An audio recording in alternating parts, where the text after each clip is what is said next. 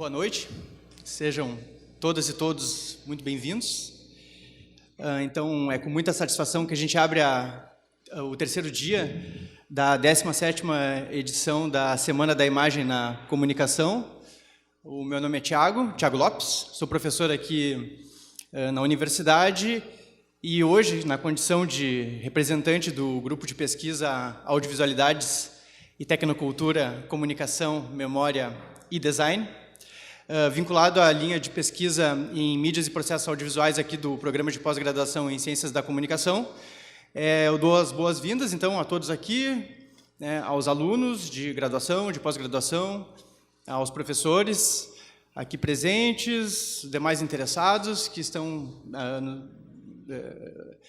aqui presencialmente e também a nossa audiência que está nos acompanhando pelo live streaming no Facebook.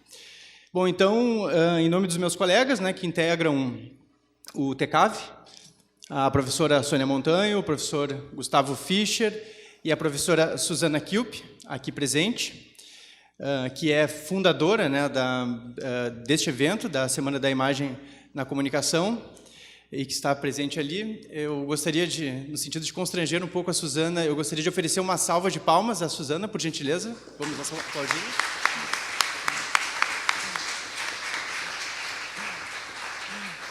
Isso é por todos os anos, de orientação como professora.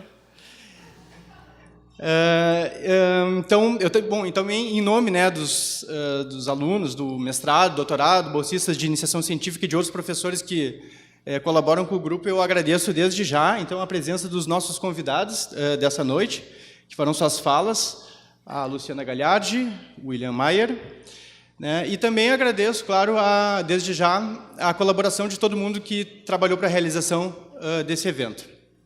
Bom, o objetivo, então, da Semana da Imagem na Comunicação é promover o debate e a divulgação das pesquisas que tomam como objeto de investigação justamente as imagens, sobretudo sobre a perspectiva dos processos audiovisuais que se espalham e alteram a paisagem da tecnocultura contemporânea.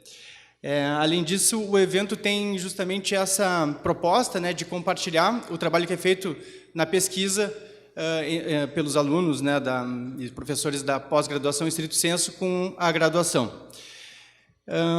Antes de dar início, vamos a alguns lembretes. Então, a programação de hoje apresenta os trabalhos dos dois pesquisadores, aqui já referidos, que defenderam suas teses neste ano, em 2019, aqui na linha de mídias e processos audiovisuais. E lembrando que o evento iniciou segunda-feira, então, na segunda-feira, as apresentações foram dos professores João Bittencourt e do Daniel Petri. Ontem foi da Magda Ruschel e do Marcelo Salcedo Gomes. Então, todas essas falas elas foram registradas e estão disponíveis na nossa página no Facebook, que é Audiovisualidades TECAV. Bom, também a gente tem hoje a cobertura aqui via Twitter, que pode ser acompanhada através da hashtag 17ª Semana da Imagem, 17ª em romanos. Bom, então a gente vai dar início. A dinâmica é a seguinte: os convidados têm em torno de meia hora, 40 minutos para fazerem as suas falas. Então a gente começa, acho, pela Luciana, depois passamos para o William e depois a gente abre para alguns minutos de debate com a plateia. E um último lembrete é que temos aqui livros, todos os livros, então, de membros do grupo, do TECAV, e que esses livros, então, estão à disposição da plateia, segundo o critério daqueles que se mostrarem mais interessados, Sônia? E o modo de nós averiguarmos quem são os mais interessados é esperando até o final para ver quem fica e quem faz perguntas. É isso. Aliás, quem faz perguntas, e depois, se sobrar, quem fica. Bom, vamos então ao currículo da Luciana e aí a gente começa, tá? Bom, então, a Luciana Gagliardi é graduada em Publicidade pela Unijuí, tem mestrado em Comunicação Social pela PUC e doutorado em Ciências da Comunicação pela Unicinos. Atualmente é empresária e diretora da Age Design, empresa especializada na criação de marcas e sites. Tem 10 anos de experiência no mercado publicitário, trabalhando em agências de publicidade no setor de criação. Desenvolve pesquisas científicas nas áreas de estética, consumo, imaginário, publicidade, audiovisual e internet, com um foco nos processos midiáticos. O título de sua tese, defendida em 2019, sob orientação do professor Dr. Gustavo Fischer, é A Imagem como Ação Publicitária no Audiovisual da Web. Então, vamos dar início então à apresentação da Luciana. É isso. Uma boa noite a todos nós. Boa noite, obrigada pelo convite, pelo carinho do TECAV. Bom, o nosso bate-papo de hoje é o assunto da minha tese. Eu procurei fazer uma condensação dos principais pontos, priorizando os resultados que eu consigo mostrar aqui através de ilustrações.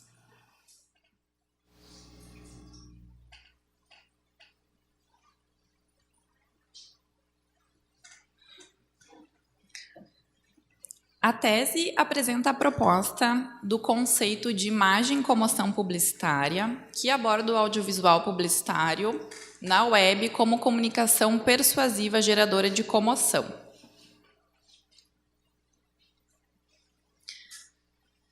As minhas pesquisas sempre encontraram uma forma de relacionar a publicidade com a emoção, mas é somente nessa tese que eu fiz um recorte do tipo de emoção que eu queria pesquisar, que é a comoção. Ou seja, quando o espectador se sente comovido ao assistir um vídeo publicitário. A pesquisa ela não parte dessa formulação. Esse é o seu ponto de chegada. Eu dei muitas voltas para entender as especificidades de um objeto complexo que trabalha com a persuasão ligada às emoções. Então, eu tive que fazer uma mistura de imersão sensível com percepção atenta. A imersão sensível, no sentido de me deixar levar pela emoção, a fim de compreender os recursos que geram a comoção. Então, muitas vezes eu me coloquei no papel de espectadora. E a percepção atenta no esforço de fazer uma abordagem reflexiva, com teorias específicas, que dessem conta de explorar esses diversos elementos que eu estava percebendo nos audiovisuais. Eu vou mostrar para vocês agora um dos vídeos que fez parte do meu corpus. Nós estamos juntos há mais de 10 anos, né? Desde quando nós casamos, o Felipe, o sonho dele sempre foi ser pai. Ele sempre quis ter um filho, e logo no começo do casamento ele queria. Eu que falei, não, vamos esperar mais um pouco. Era uma coisa que eu queria bastante na época. Em 2013, foi quando a gente decidiu que queríamos ter um filho. Um filho tava na hora, mas infelizmente ainda não veio. A ansiedade é muito grande. E acho que hoje, pra gente ser completo, acho que ter essa felicidade por completo, acho que um filho, né? Eu acho que um filho...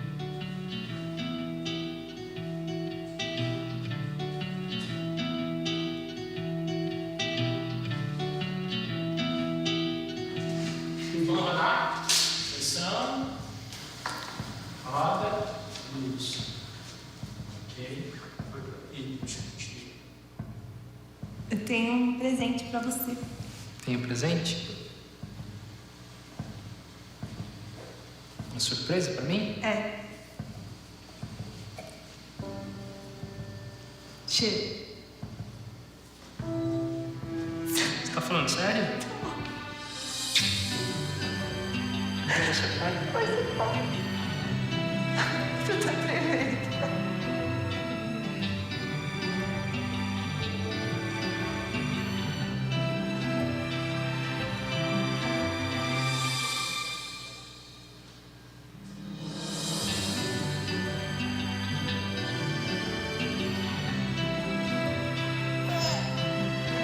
Sabe, filha, se você soubesse como esse cheirinho mudou minha vida... Bom, então a pesquisa iniciou a partir de um sentimento muito bem descrito por Eliot, que fala sobre a poesia, mas que eu trouxe para o campo científico. Eu percebi em certos vídeos publicitários algo que eu não podia formular e, no entanto, sentia compreender. Eu via que nos atuais discursos publicitários das marcas, muitas são as marcas que optam por estratégias criativas, que fazem associações afetivas para persuadir por vias emocionais. Trata-se de um tipo de discurso diluído e cada vez menos notório, como informou Camilo. Então, muitas foram as questões levantadas. Qual era o tipo de emoção que eu estava percebendo nesses vídeos? Qual era a diferença entre emoção e comoção? O que torna uma imagem comovente? E qual é o papel da imagem publicitária nesse contexto? Então, eu optei pelo tema das datas comemorativas do calendário promocional, e aí eu fiz um recorte de vídeos que homenageiam o Dia dos Pais e das Mães, nessa mistura que a publicidade faz da relação do comércio com a cultura do amor familiar. E a partir daí eu escolhi 6 vídeos da marca Johnson's inseridos no YouTube. Essas imagens são imagens do corpus. Elas foram discutidas enquanto imagens que evocam memória, imagens técnicas que falam sobre o que a nossa cultura considera comovente através da lente publicitária sobre a temática.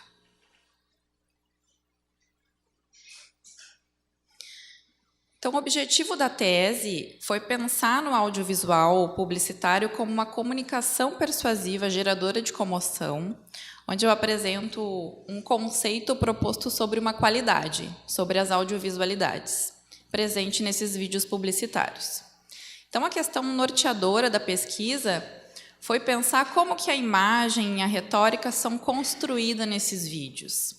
O que produz a ideia de comoção no audiovisual publicitário? Então, eu passei a pensar como que essa materialidade técnica, narrativa, imagética dos vídeos produz efeitos emotivos, afetivos no espectador. Então, a ideia foi perceber certos afetos, certos elementos e recursos que despertam a comoção, onde a proposta foi pensar um fenômeno que se atualiza nessa construção retórica, imagética e audiovisual que a publicidade faz da comoção, e também observar o que dessa comoção dura no empírico e na cultura, né? Então, um dos objetivos da pesquisa também foi autenticar a sua duração. O que é a duração? A duração é um conceito que nós aprendemos na linha de pesquisa que ajuda a perceber certos elementos, certas ideias e movimentos que se repetem, que duram ao longo do tempo. Então, eu estava procurando nesses vídeos o que eles tinham em comum, o que em todos eles durava. A pesquisa, então, teve 2 pilares principais, e a partir deles se gerou um terceiro pilar.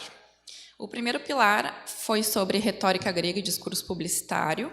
Então, esse pilar ajudou a pesquisa a evoluir sobre a comunicação persuasiva e ajudou a compreender esses processos de geração de comoção através da argumentação publicitária. O segundo pilar abordou as imagens da memória na publicidade. Aqui eu fiz convocações sobre a imagem nos sentidos memoriais e tecnoculturais que elas produzem, principalmente discutindo a imagem como produtora de memória e de imagens lembrança. Aqui eu também falei sobre linguagem audiovisual narrativa, sobre trilha sonora, sobre cores, todos esses elementos vistos como qualidades potentes para o tema. E a partir desses 2 pilares, eu criei o terceiro pilar, chamado a imagem comoção publicitária, onde eu mostrei como esses aspectos se organizam. Então, aqui eu fiz aproximações com estudos sobre a emoção, onde eu dei uma maior importância para a imagem, a partir da observação de obras de arte, de anúncios e de vídeos publicitários. Então, esse capítulo ficou encarregado de apontar traços e pistas que me ajudaram a formar o conceito de imagem comoção publicitária. E, claro, ao longo dos capítulos eu fui dissecando imagens, dissecando texto, eu fiz comentários, tensionamentos com a teoria, então foi um trabalho bastante empírico.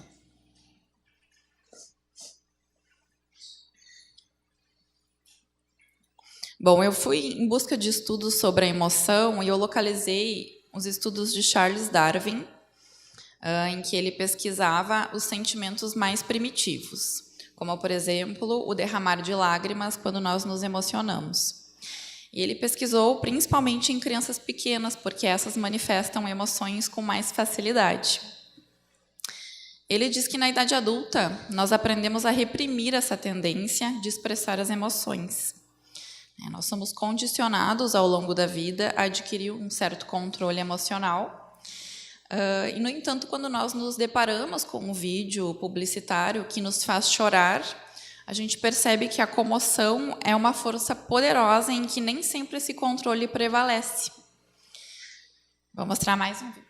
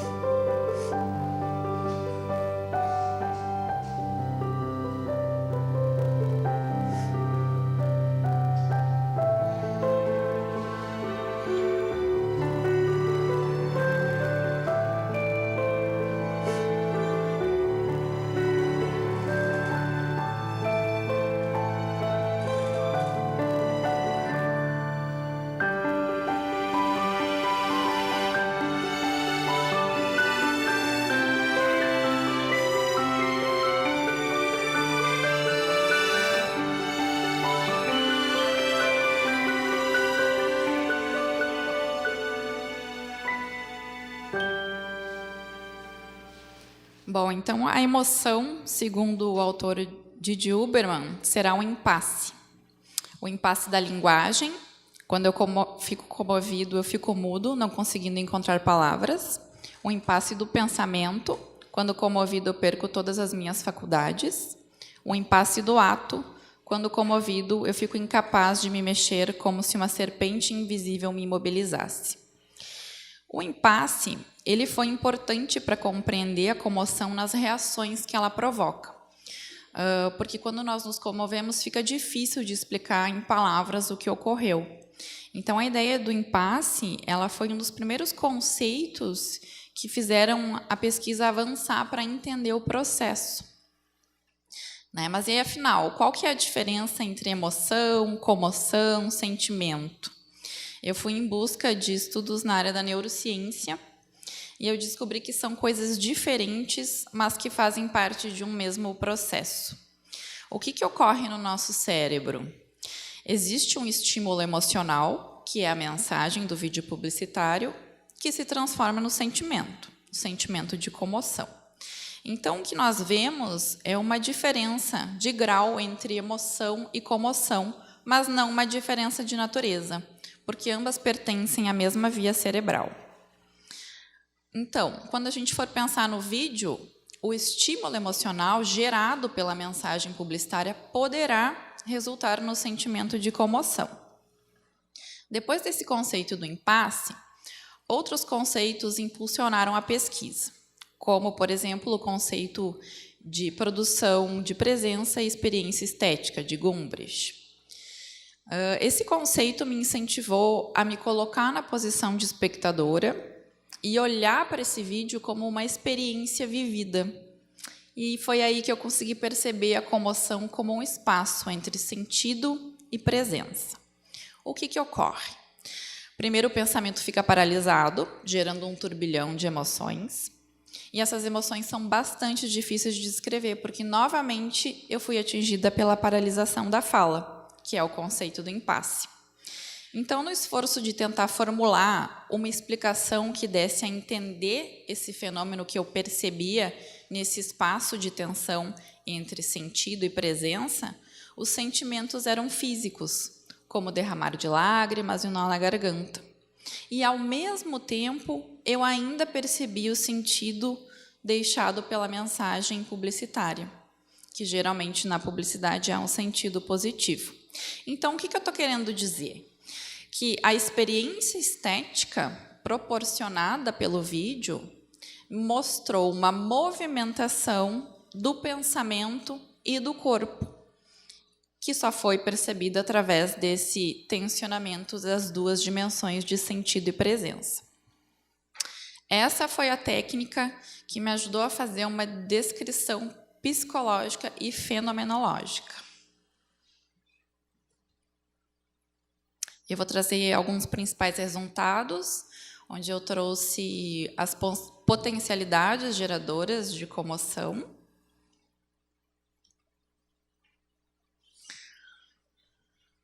Eu pude perceber o estereótipo da maternidade e da paternidade. Nos vídeos isso é mostrado como um amor fundamental, como um sentimento nobre, como uma existência sem comparação.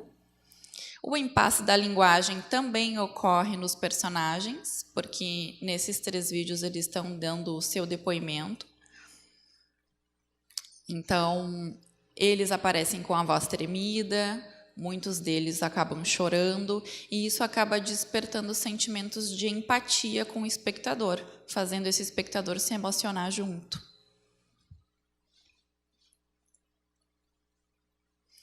O enquadramento no rosto. Então, dentre os vários enquadramentos recorrentes, o enquadramento de perfil se destaca. Então, o foco no rosto, ele foi visto como uma qualidade potência para comover. E é a partir dessa imagem do rosto que o espectador consegue perceber os sentimentos transmitidos através da expressão facial.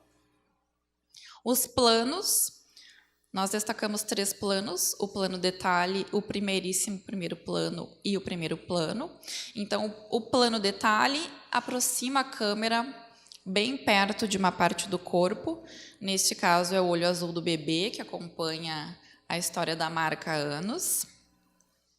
O primeiríssimo primeiro plano, ele é encontrado principalmente no final do vídeo, junto com a marca, né, como a última e mais importante imagem que assina a peça publicitária.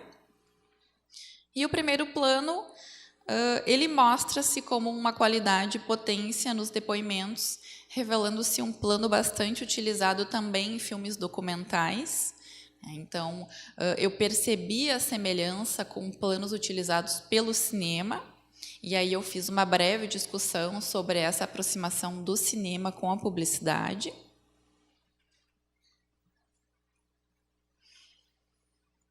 A trilha sonora estereotipada apresentou uma forma de conduzir a emoção. Então, notem que eu até desenhei uma onda sonora para ilustrar o processo, mas ela inicia na linha amarela com um som contínuo, com pouca variação na articulação, o tempo e o ataque são lentos, o timbre é suave.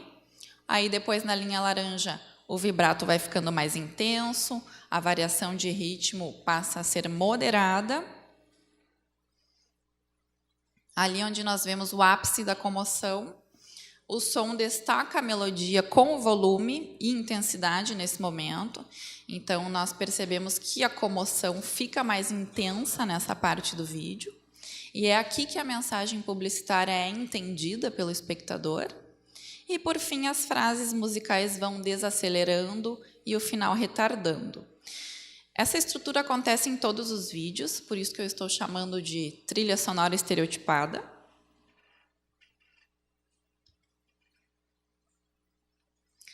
A retórica, ela foi vista como a argumentação dos sentimentos que escolhe o que dizer e quais imagens mostrar.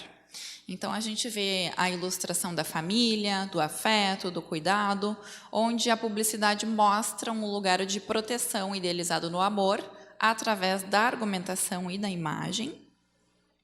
Então, a gente percebe a exploração de sentimentos, a repetição de imagens, figuras retóricas, estereótipo, expressão facial, expressão gestual, onde o amor e o afeto da família são construídos audiovisualmente como existência sem comparação, por uma marca que tem como um de seus valores o humanismo, a valorização da diversidade, a valorização dos sentimentos humanos, o respeito, a inclusão social. Então, são certos enquadramentos do rosto, certos planos, como o plano detalhe, que foca nesse olhar intenso de amor entre mãe e filho, né? São imagens que mostram momentos afetivos, momentos de felicidade que são construídos por uma lente publicitária que mostra situações cotidianas nessa imitação da vida.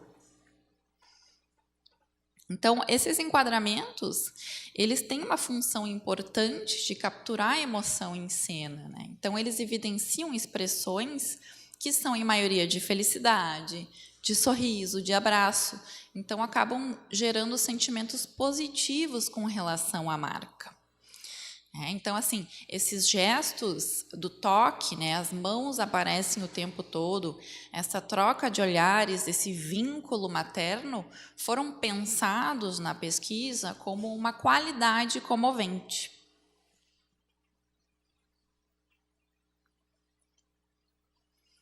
A memória, ela foi pensada como as imagens afetivas do passado. Então, nós destacamos as imagens lembrança e o gesto materno. Nas imagens lembrança,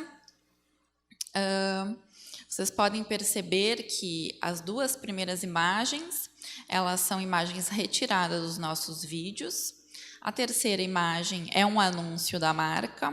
E a quarta imagem foi retirada do Instagram de uma pessoa conhecida. Percebam que em todas elas, a mão do bebê se repete de forma parecida. O que é isso? São imagens que se repetem na publicidade e na vida. Então, a publicidade, ela utiliza o estereótipo e o clichê para ilustrar o tema e acabam se tornando oníricas. Essas imagens estão em todos os lugares. É como se fossem imagens vistas tantas vezes que elas parecem estar naturalizadas por uma audiovisualização da cultura. Claro, em situações idealizadas, mas que parecem se solidificar na cultura devido à sua repetição. Para representar o gesto materno, eu trouxe uma escultura de Michelangelo, criada no século XV, 2 anúncios antigos da marca Johnson's e uma logomarca do Hospital Mãe de Deus, que é uma referência da área do design gráfico. Observem o gesto materno nessas imagens, que é um gesto onde a mãe segura o filho nos braços e ele foi pensado como uma referência do amor maternal na cultura. Então, nós percebemos que são gestos que são muito antigos. Isso significa que as emoções se tornam gestos que nós efetuamos sem nos darmos conta de que vem muito longe no tempo. Então, esses gestos, eles são como fósseis em movimento. Eles têm uma história longe e inconsciente. São gestos que sobrevivem em nós, mesmo quando nós não conseguimos observar em nós mesmos. Então, a escultura, ela comove pela representação da dor materna ao perder o filho. Não exatamente pela história da Virgem Maria, mas porque ela representa a dor de todas as mães. Então, a publicidade, ela se apropria desse gesto na divulgação da marca, evidenciando a articulação da audiovisualidade com a retórica para gerar a ideia de comoção. Então, esse fenômeno ele foi percebido como parte da nossa história cultural.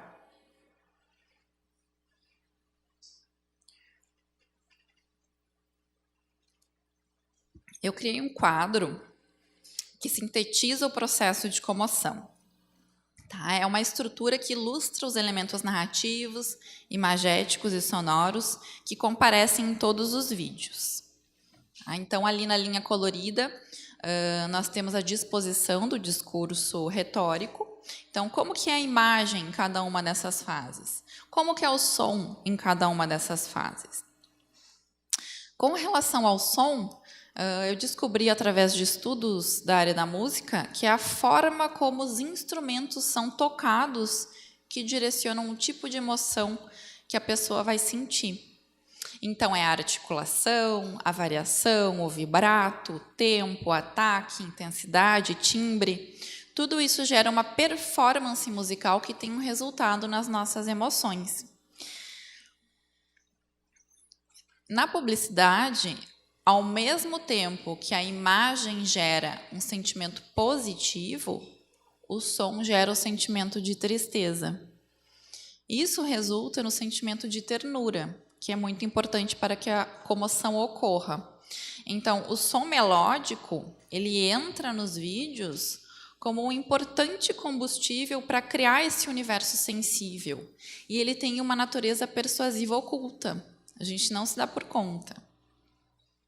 E ali a proposta de apontar um ápice da comoção não é que o ápice da comoção seja o mais importante, né? Mas eu gostaria de salientar que existe uma preparação para que essa comoção ocorra. Então, o fenômeno ele foi tomado como um processo comunicacional de convencimento que apresenta uma certa estrutura.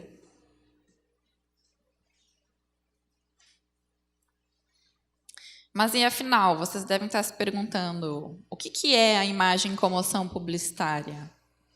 A imagem comoção publicitária é uma qualidade percebida na imagem, na melodia e na mensagem de vídeos publicitários. Ela é uma ideia que expressa o potencial na geração de comoção. Então, a proposta é que o termo expresse uma mistura de processo comunicacional com imagem técnica. O que essa imagem faz? A imagem comoção publicitária sugere e organiza certas imagens no sentimento e no pensamento do espectador. Ela é vista como produtora de memória e de imagens lembrança em um ciclo interminável de imagens semelhantes que constituem o que nós entendemos sobre o que é comovente na cultura. Qual é a força que essas imagens carregam? Qual é a sua potência? Para mim, essas respostas estão todas ligadas à cultura, na forma como nós vemos o mundo. Então, o audiovisual, o publicitário, ele não nasce na agência de publicidade. Ele nasce na cultura. Ele nasce nas projeções estéticas, memoriais e imagéticas que fazemos da comoção. Então, a comoção foi proposta na pesquisa como uma virtualidade da cultura que também se atualiza no espaço publicitário. Então, nós somos frutos de um espaço histórico que carrega traços e gestos que vêm de muito longe no tempo. Essas imagens, elas não fazem parte apenas de uma estratégia para gerar a comoção. Elas carregam uma riqueza muito maior do que eu consegui descrever nesses 4 anos de pesquisa. Essas imagens são expressões coletivas das emoções que atravessam a nossa história. Elas ilustram o mundo, elas estão sempre se renovando, sendo rememoradas e se atualizando na comoção que dura.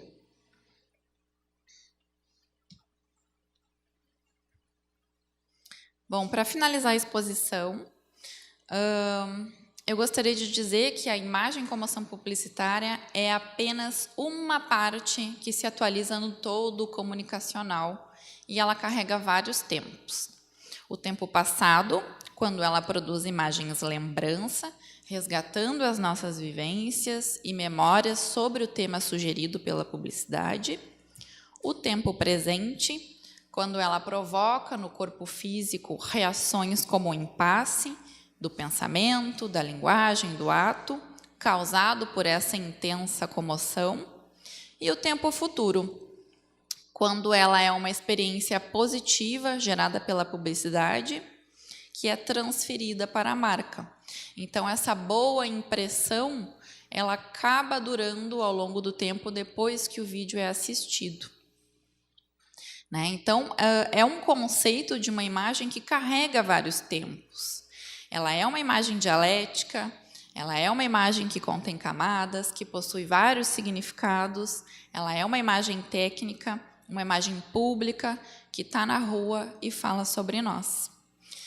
O que eu sugiro na pesquisa é que a imagem comoção publicitária é portadora da memória da comoção que publicitariamente se organiza pela retórica e pelas audiovisualidades. Então, no primeiro quadro, como vocês podem ver, quando a gente analisa essa imagem pela retórica, nós percebemos que a imagem comoção publicitária quer persuadir, nos direcionando para um certo movimento de convencimento, E quando nós analisamos essa imagem pela memória, nós percebemos que ela quer despertar lembranças. Então, eu descobri aí um tensionamento em que a camada publicitária da imagem em comoção publicitária é, de um lado, sólida e objetiva, porque ela quer direcionar o espectador à comoção, e, de outro lado, ela é fluida e fragmentada, feita de lembrar e esquecer imagens, lembranças que comovem. Para finalizar, eu gostaria de dizer que essa pesquisa foi bastante desafiadora, por se tratar das emoções. Então, acho que uma palavra bastante importante na investigação foi a palavra movimento. Tanto o movimento de desmontar o objeto de pesquisa, quanto o movimento de constituir esse objeto através do meu olhar, mas principalmente porque esse objeto, por ele despertar processos emocionais e psicológicos, exigiu um esforço muito grande do pensamento para entender por que eu me senti comovida. O que existia nesses vídeos que me emocionavam? Então, foi um trabalho de compreender o processo de como a ideia de comoção é produzida audiovisualmente pela publicidade, e aí organizar esses elementos percebidos juntando-os por afinidades. Então, a ideia foi perceber partes de diferentes vídeos que expressam uma mesma ideia.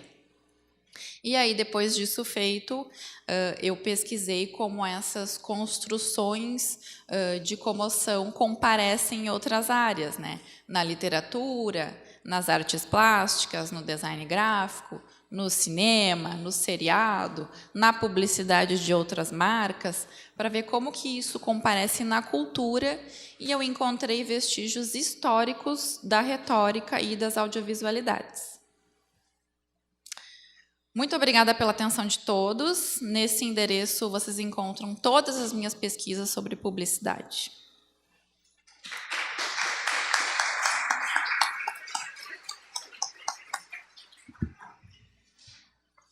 Então tá, muito obrigado, Luciana.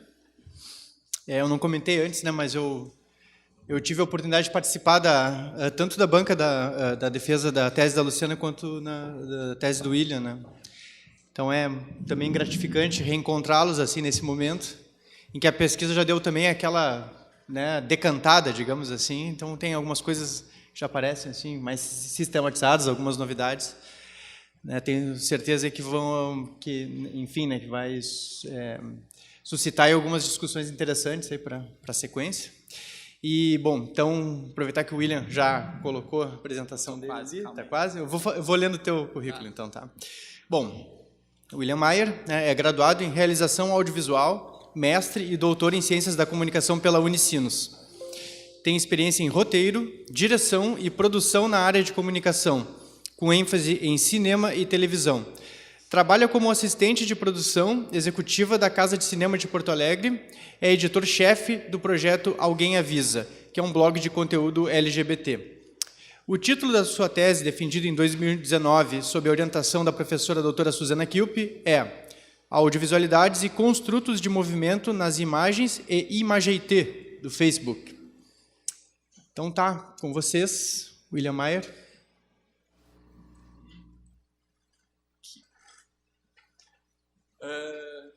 Muito obrigado, Thiago, pela introdução. Obrigado por vocês estarem aqui presentes. Obrigado pelo convite de poder participar também aqui da Semana da Imagem. O nome do trabalho, como diz, é Audiovisualidades e Construtos de Movimento nas Imagens e Imageitês do Facebook. E hoje em dia eu levei muito tempo para chegar nesse nome e parece mais complicado do que de fato é. Até por isso, então, eu vou explicar um pouco. Eu sou da graduação aqui, eu estudei cinema, e aí, então, eu sempre tive esse interesse de compreender, de alguma maneira, como o cinema estava em outras mídias, Durante o mestrado, falei sobre como o banco de dados se atualizava no YouTube, e dessa vez me interessou, de alguma maneira, entender no Facebook onde estava presente essa audiovisualização da cultura, da qual eu falo durante o trabalho. E um termo que surgiu foi o do movimento e sobre os construtos de movimento especificamente. Quando a gente está falando de movimento no cinema, principalmente, a gente não está falando de movimento real, a gente está falando de construtos de movimento. A gente tem no cinema 24 fotogramas por segundo para ter essa impressão de que a gente está assistindo um filme, que aquele movimento está acontecendo de verdade. Mas, na verdade, são só 24 fotografias que são reproduzidas através de um aparelho que criam essa impressão para a gente. Ou seja, não existe movimento. O movimento estaria no momento que a gente assiste ou no momento em que ele é reproduzido. O movimento está entre uma coisa e outra, mas não está naquelas fotos. Aquelas fotos estão paradas ali, ou seja, elas não acontecem.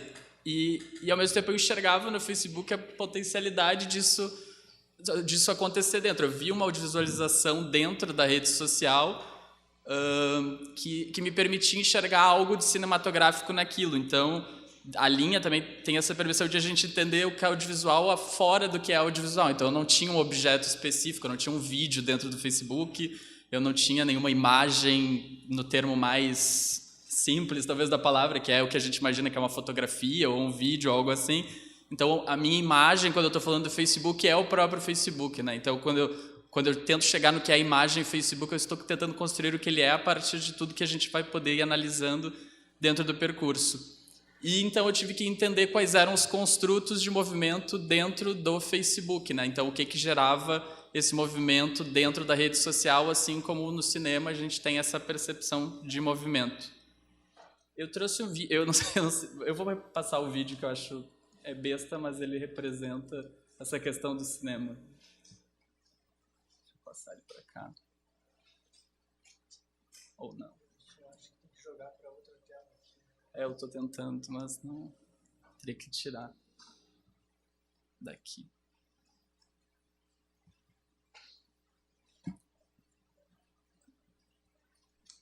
Ou não. Talvez seja o caso de tu arrastar, né?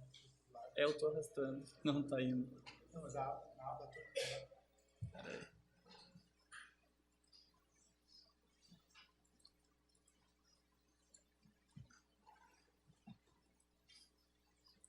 Conseguiu?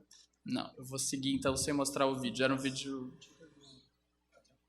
mas era um vídeo besta explicando como que funciona essa questão do movimento, e ele ia parando quadro a quadro para mostrar que eram fotografias com pouca diferença de movimento, então sugerindo essa ideia de que a gente constrói o movimento na realização do audiovisual. Logo no início eu já pesquisava o Manovich, que é um dos pesquisadores que também é bem frequente na nossa linha, e ele falava sobre o banco de dados, como eu disse, era parte da minha dissertação de mestrado, e ele tem um artigo que fala sobre data stream, que seria, traduzindo grosseiramente, o fluxo de dados, né? Então, o que ele propõe dentro da pesquisa dele é que a gente sai de uma era do banco de dados e vai para uma era do fluxo de dados, o que não acaba com a era do banco de dados, foi uma colocação que o Thiago fez durante a defesa. Ou seja, a gente continua tendo o YouTube, por exemplo, quando a gente entra no YouTube, a gente tem aparentemente todos os vídeos ali, ou seja, a gente tem essa visão de que existe um banco de dados, que os vídeos estão todos ali compilados para que a gente tenha acesso a eles.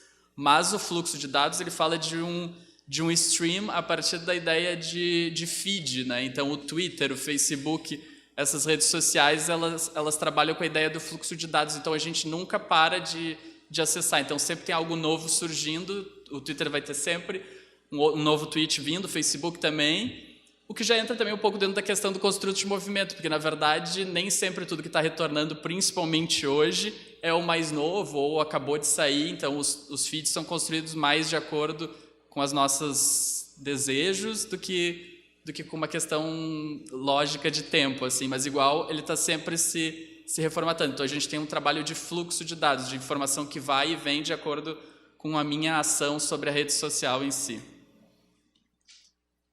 Aqui eu trouxe um exemplo, então, eu trouxe algumas imagens que eu achei importante trazer quando a gente fala de data stream e falar sobre stream. E aí, durante toda a pesquisa, eu nunca tinha chegado ao termo corrente, que é de um rio correndo, mas ao mesmo tempo como ele se assemelha com todas as outras imagens, né? E sobre isso que eu estou falando. Então, a ideia de fluxo dentro das redes sociais e dentro da internet, essa ideia de ir a um ponto ao outro, mas o que importa, ou seja, o que a gente está transmitindo está entre, né? Não está num ponto ou no outro. Então, quando a gente assiste a um filme no Netflix, por exemplo, o audiovisual em si, o que permite que a gente possa assistir ele em streaming é o fato de que ele não está nem na minha casa e nem no servidor, ele está entre um lugar e outro, e que permite que eu não esteja comprando, senão isso viraria um DVD, teria outro tipo de problemas, né? Então, aqui eu trouxe o exemplo do rio, que a gente está vendo aqui, que seria um stream, ou seja, seria algo que vai de um ponto ao outro. Aqui, mostrando como funcionaria no Netflix, vai de um ponto ao outro também, mas todas as operações que acontecem aqui. Aqui uma simplificação de quem é o servidor e quem é o cliente, de onde vai a um ponto ou outro. E aqui essa é uma das imagens que tem na minha tese. Eu fiz um grande print do feed do Facebook para tentar demonstrar essa longitude dele, assim, de ponta a outra, como uma corrente, assim, como um rio, assim, como essas outras coisas que acontecem. Mas o que está dentro dele não me interessa. Assim, esse conteúdo, apesar de eu descrever dentro da tese, é menos importante do que o que ele se parece quando a gente olha no todo, ou seja, essa imagem que demonstra esse fluxo de algo que vai de um ponto até o outro, mas o que a gente está prestando atenção aqui é o que está entre. Depois de falar sobre construtos de movimentos, eu precisava entender o que eram as redes sociais a partir desse ponto de vista do qual eu estava falando ali. Então, eu tentei percorrer o que eram as redes sociais no processo evolutivo. Então, elas não começaram agora, não começaram com o Facebook, e muitas das coisas que a gente foi prestando atenção nas redes sociais, elas também são coisas que duram na maioria das vezes, e isso importava para a gente, porque depois eu vou falar também sobre um método arqueológico, que é de perceber que a gente tem, se atualizando hoje, algumas coisas das redes sociais e de outras audiovisualidades nas redes sociais agora. Então, foi importante perceber essa evolução. Eu trouxe de uma maneira mais simplificada hoje aqui também, porque eu acho que fica mais perceptivo, mas aqui a gente tem na esquerda uma imagem do Fotolog, né? Para quem não sabe, é o Instagram de quem é um pouco mais velho, de 20 anos atrás, e aqui do lado a gente tem o Instagram.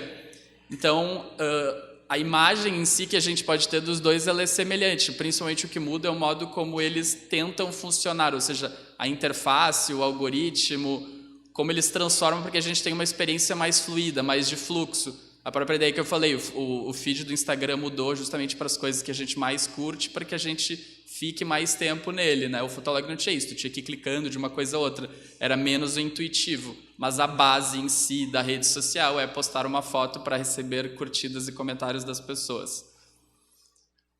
Trouxe também do Messenger, que é o precursor do WhatsApp, e do próprio WhatsApp. E a gente pode ver, nesse caso também, que as imagens deles também não variam muito, né? A gente tem uma barra onde tem as pessoas com quem a gente pode conversar e uma outra aba lateral onde a gente conversa, de fato, com as pessoas.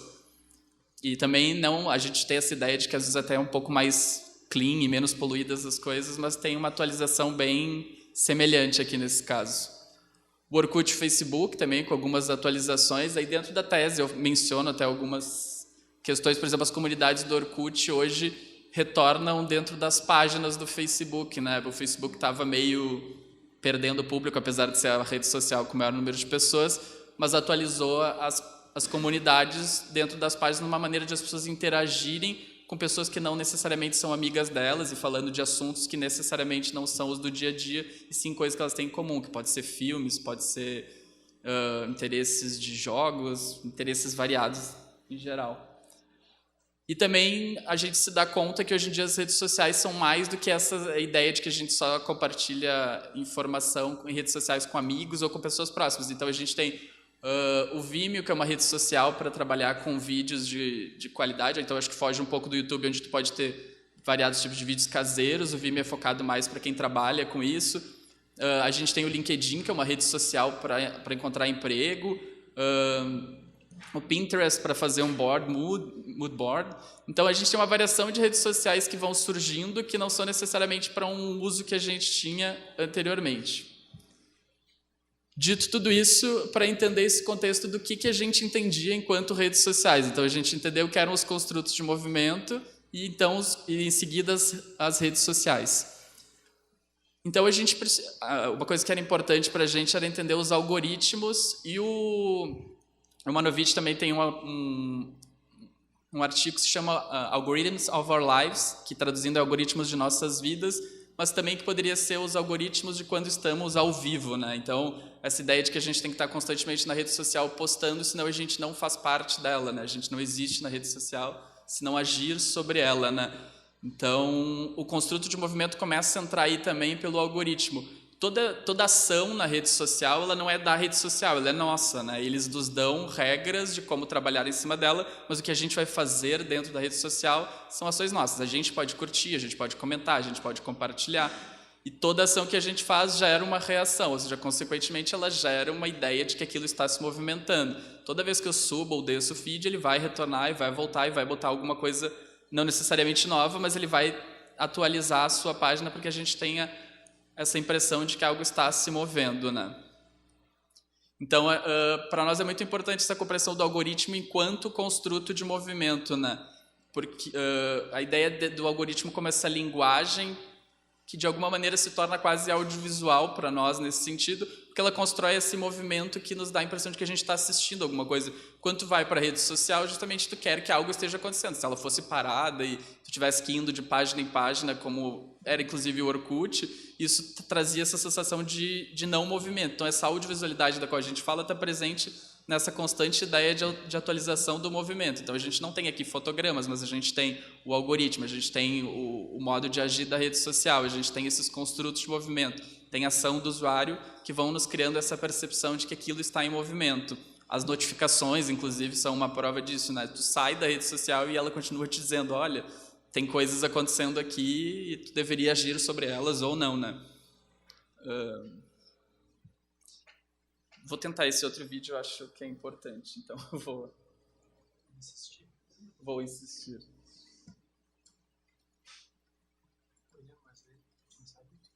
Foi. Mas eu perdi o outro vídeo, não sei o que eu fiz com ele. Cadê? Então eu mencionei antes as páginas do Facebook, né? E aí tem uma página que é o LDRV, que é onde tem quase 1 milhão de pessoas, então é uma página bastante ativa e ao mesmo tempo várias postagens que as pessoas fazem dentro dela desaparecem por não... Oi? Não.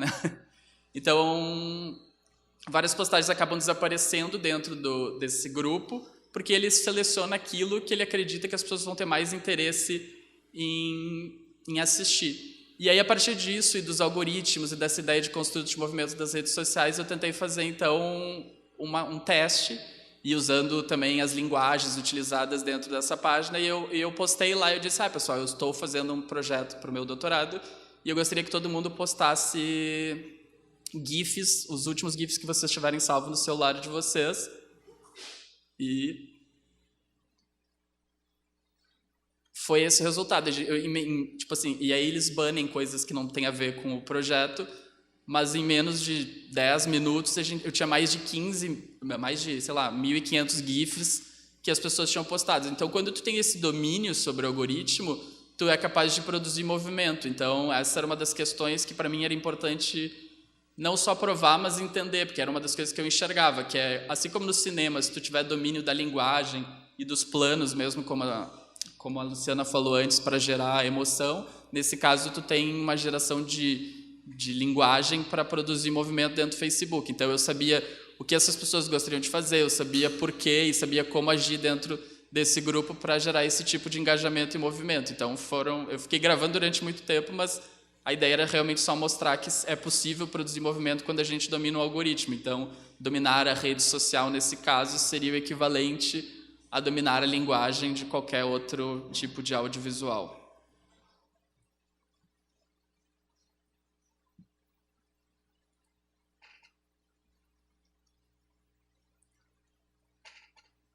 Então, na pesquisa a gente fala então sobre regimes de visibilidade e audiovisualidades do movimento, que é um pouco do que a gente já estava falando. Então, eu falo sobre os primeiros cinemas e como, de alguma maneira, eles construíram primeiro essa ideia de movimento, né? Então, os primeiros cinemas mostravam as coisas se mexendo, e isso era o mais interessante, né? E com o tempo a gente criou uma linguagem audiovisual que ao contrário do que no início nos interessava o movimento, hoje a gente precisa esquecer o movimento. Então, quando a gente vai ao cinema, eu não preciso me lembrar que constantemente que aquilo são fotos, ao contrário, eu tenho que estar imerso, entender que aquilo é uma narrativa e inclusive conhecer os planos para que isso crie uma experiência fluida, né? Quando alguma coisa foge disso, isso torna um problema. Assim. Então, tem regras de linguagem audiovisual. Digamos que tivesse uma música de rock numa cena de bebê, talvez trouxesse uma uma emoção errada para as pessoas, seria uma má construção de linguagem. Então seria o equivalente a tu estar no Facebook e de repente ficar offline e desaparecer todas as pessoas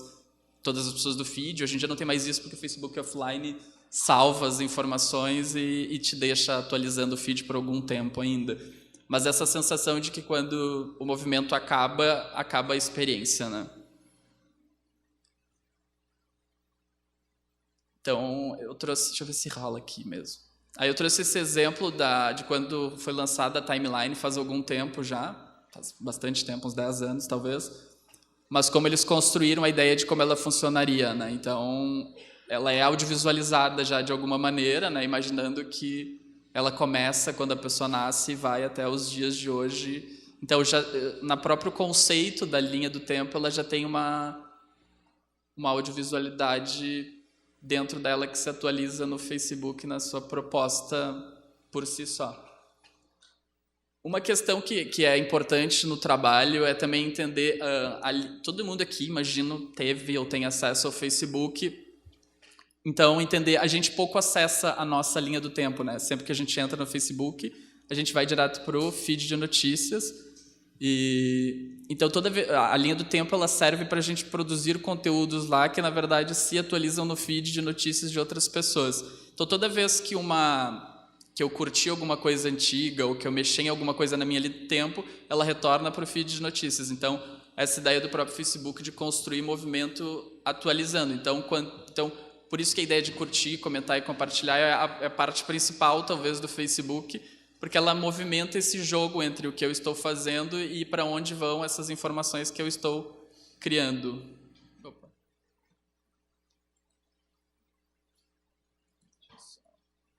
E aí eu trouxe aqui como exemplo também o Facebook quando surgiu, ele era uma brincadeira, né, do Mark Zuckerberg com os colegas e era uma ideia simples de hot or not, ou seja, tipo se a pessoa era legal ou não, para não usar os termos usados por ele.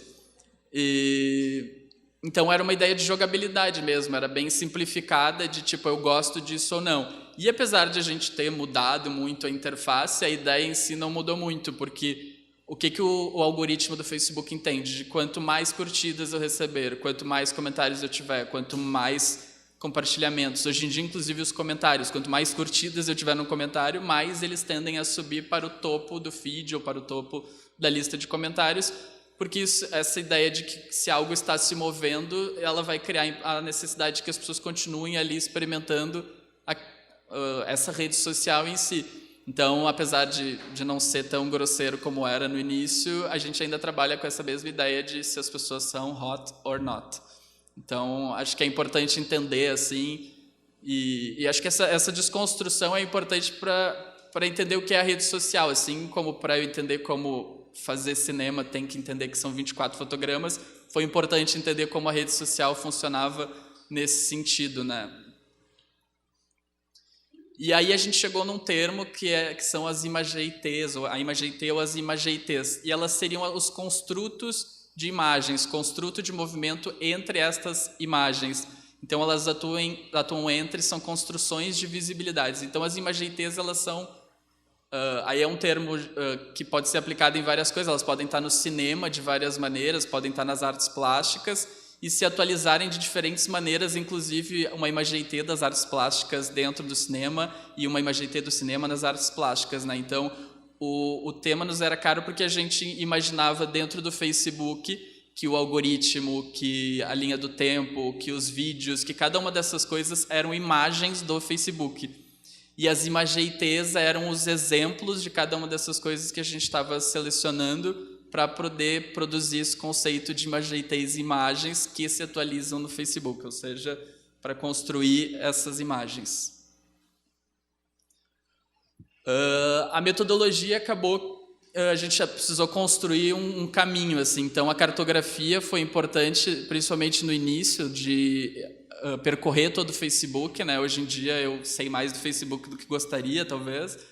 Então eu entendi como funcionava a página de ajuda, eu entendi quais eram os projetos futuros, eu entendi como funcionava cada um dos vídeos, como eles eram aplicados dentro do Facebook.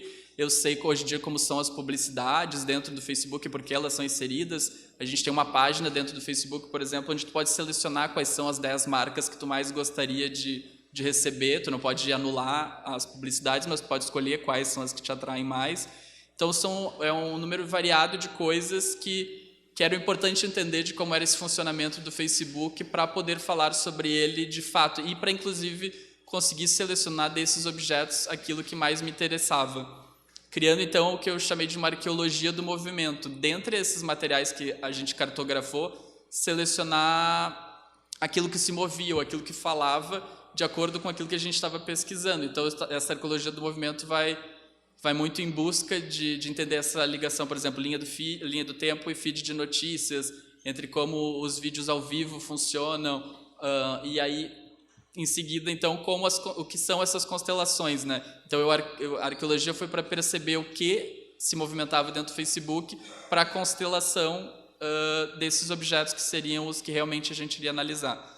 Então, foi um processo de construção para chegar até o que seriam os nossos objetos finais, apesar de que eu não diria que a tese tem um objeto final, porque o objeto é o Facebook. Então, a gente construiu uma cartografia do Facebook, fez uma arqueologia dos movimentos dentro do Facebook para constelar os objetos finais, que seriam os nossos objetos dentro do Facebook. Então, eu usei termos que foram a jogabilidade, as eticidades televisivas e a efemeridade. Então, perceber que existe uma jogabilidade dentro do Facebook, não existe só um tipo de jogabilidade, mas existe um tipo de jogabilidade que se atualiza no Facebook e que faz parte dessa nossa interação, assim, eu estou curtindo, eu estou comentando, existe aí a gente divide aqui em 4 tipos, que são a ação diegética da máquina, né? Então, que é participar dentro é aquilo que o Facebook faz naturalmente, ou seja, seus algoritmos, a linha do tempo, o que ele criou para que a gente haja dentro dele, né? A ação não diegética do operador, que são aquilo que é o algoritmo, no caso, então, como que ele produziu isso sem que eu enxergue isso. Ou seja, a diegética é a interface, a linha do tempo, são as coisas que eu sei, que eu enxergo, que eu estou vendo. A não diegética é o algoritmo, ou seja, aquilo que ele cria para que eu tenha a percepção de que aquilo funciona sem uma ação de uma empresa. Ação diegética do operador, que seria o que eu faço dentro da rede social, e ação não diegética da máquina, que a gente dá o exemplo da notificação, ou seja, seria essa ideia de eu estar fora da rede social e ainda assim ela me chamar para retornar. E isso dos jogos funciona de maneira diferente. A ação diegética da máquina, por exemplo, de um jogo, seria a jogabilidade em si, ou seja, num jogo de atirar seria dar tiros, a não diegética do operador seria que toda vez que eu atirar em um personagem dentro do jogo, ele vai cair no chão ou não. Então, são essas construções que elas se atualizam de alguma maneira dentro do Facebook. E o Facebook ele tem um espaço para jogar, que é o Facebook Game Room, e aí tu tem que baixar ele para ter no teu próprio computador, e vários dos jogos que antigamente se jogava no celular ou no próprio Facebook, ele possui essa plataforma própria de jogabilidade. A gente acessou alguns desses jogos e tentou também criar paralelos sobre o modo como os jogos funcionam e como a rede social funciona. Então, uma coisa que é muito constante nesses jogos, e na maioria dos jogos para celular, inclusive, é que se estiver logado no Facebook, tu vai ter vantagens nesses jogos. Se tu trocar, ou compartilhar, ou comentar dentro desses jogos com pessoas dentro do Facebook, vocês também vão ter vantagens, podem ganhar vidas. No caso do Candy Crush, talvez sejam mais para quem jogava, assim, então tu pode fazer essa troca de vidas. Então, essas construções de rede social, de movimento, do algoritmo, elas se atualizam na grande parte de todos os objetos do Facebook, ou seja, isso vai para os jogos, ou seja, tu não te dá conta, mas quando tu está jogando, só pode seguir adiante se tu tiver curtidas ou comentários ou amigos jogando online contigo, tu vai ter uma evolução mais rápida, ou seja, o princípio muito semelhante a jogabilidade do Facebook se atualiza nos jogos e dos jogos, de alguma maneira, também se atualiza dentro do Facebook. A gente fala, então, sobre a atualização da efemeridade também, e a Imageitei da efemeridade trabalha para esconder qualquer dissemelhança, né? Então, a ideia de que o efêmero... Porque a efemeridade é uma palavra que pode parecer confusa pela ideia de algo que desaparece logo, né? Mas quando, na verdade, a efemeridade nas redes sociais, ela é algo que estaria ali como algo positivo, é algo que dura nas redes sociais sem que a gente perceba. Então, por exemplo, a gente tem os stories hoje no Facebook, e aí eu me permiti também dentro da tese falar sobre o Instagram, porque afinal o Instagram é da empresa Facebook. Então, essa ideia de que quando a gente está assistindo um story, a gente está constantemente querendo ver o próximo stories. Então, igual ao feed, a gente está constantemente querendo ver a próxima coisa. Não importa muito o que a gente está vendo. E se tu repetir muitas vezes a mesma coisa, ou seja, se um feed de stories fosse sempre, ou seja, quando alguém posta muita coisa, quando alguém fluda o seu stories, se torna chato. E a mesma coisa, a gente faz essa comparação, é como se tu estivesse no feed do Facebook vendo só postagens de uma mesma pessoa. Então, por isso que a pessoa tem que tornar isso interessante. E é curioso que isso no stories do Instagram ou do Facebook, que agora está cada vez mais sendo utilizado, ele cria uma narrativa que é claramente audiovisual nesse caso, ou seja, a pessoa precisa construir um movimento audiovisual de verdade, nesse caso dos stories, para que se produza um interesse de a gente continuar ali, né? E a efemeridade, no caso, também eu trouxe esses exemplos dentro da tese que são exemplos de coisas que as pessoas assistem ao vivo dentro do Facebook, né? Então a gente tem um programa de TV, um jogo de basquete de uma escola comum. Aqui é só o trânsito em Nova York, aqui é alguém jogando um game. Então são coisas, por exemplo, a gente ninguém imagina ligar a televisão e vou assistir agora o trânsito na minha cidade, em Nova York. É uma coisa rápida que a gente pensa em fazer.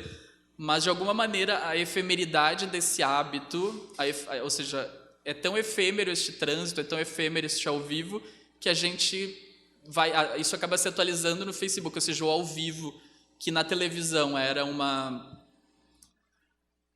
algo importante, ou seja, quando tocavam algum sinal e a gente sabia que ia ser ao vivo, era a sensação de que aquilo era realmente importante. Nas redes sociais é o contrário, a efemeridade do ao vivo, ela se atualiza como algo quase desimportante, que é o número de lives que a gente tem no Facebook representa o número de coisas que as pessoas julgam ser importantes para o seu pequeno grupo, assim, ou seja, a efemeridade ela ganha pela sua capacidade de se estender para todas as pessoas e perde força na televisão, talvez, ou não, porque são dois meios completamente diferentes, mas essa ideia de como ela se atualiza sem que a gente perceba que ela está se atualizando, porque afinal ela é efêmera. E eu ia trazer um exemplo disso, que era o Facebook Live Map, de tão efêmeros que são, ele desapareceu, ele não existe mais, ele existia até 1 mês e meio atrás, quando eu defendi a tese, que era esse espaço aqui. O Facebook Live Map, tu conseguia acessar em todo o mundo todas as lives que estavam acontecendo naquele minuto. Inclusive, teve uns alunos que compartilharam, tinha um menino que ele tinha muitos seguidores nas suas lives, então ele combinava de escolherem uma live com poucas pessoas e todos iam para aquela live para movimentar. Então, era uma pessoa no casamento da filha, com 5 pessoas, e ele convidava todos para irem lá.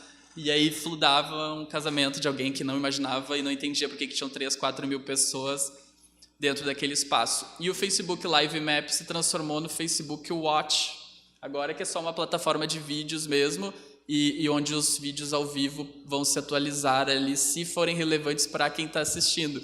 Então, de alguma maneira, não importava ter um mapa mundial onde as pessoas poderiam acessar tudo que estava vivo, ou seja, o que constrói movimento de fato é aquilo que vai interessar para quem está na rede social. Ou seja, apesar de ser ruim ou não isso ter desaparecido, isso mostra esse desejo do algoritmo da rede social de construir um movimento que cada vez menos seja aparente, cada vez menos quebre esse fluxo para quem está ali assistindo. Então, é melhor que eu esteja vendo vídeos que me interessam do que lives aleatórias que não fazem sentido para quem está na rede social. E por último, aí não, porque eu vou falar mais coisas depois, mas das constelações, as entidades televisivas. Então, eu tentei entender o que da televisão se atualizava dentro do Facebook. E, de alguma maneira, em várias partes do trabalho eu falo sobre como o cinema, sobre como outras coisas se atualizam, mas nesse capítulo específico eu foco muito na televisão, porque eu acho que tem mais proximidades, né?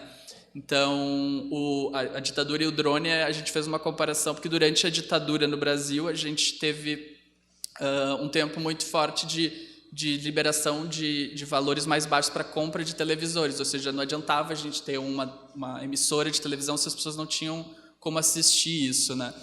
E o Facebook ele tem um drone também, que é do tamanho de um avião, que é o Aquila, e ele foi testado em países de terceiro mundo, ele ficaria sobrevoando esses lugares, levando Wi-Fi para essas pessoas. Ou seja, ainda que pareça e não é essa questão que eu abordo, são ideias que são propostas para gerar mais público. Ou seja, o que tu quer com isso é construir mais movimento, ter mais acessos e gerar mais audiovisualidade dentro desse espaço. Então, essa atualização de uma cidade televisiva dentro do Facebook através de um formato de ter mais público. Então, para te poder ter mais público e vender mais publicidade consequentemente, que é a base de qualquer espaço que pretende lucrar. Assistindo ao Facebook, então, a atualização do feed de vídeos. Hoje o feed de vídeos ele tem um aplicativo que tu pode direcionar para a tua televisão. Então, ao invés de tu simplesmente ficar no teu celular, tu pode ficar no teu celular e transmitindo vídeos na televisão, ou seja, tu está duplamente no Facebook.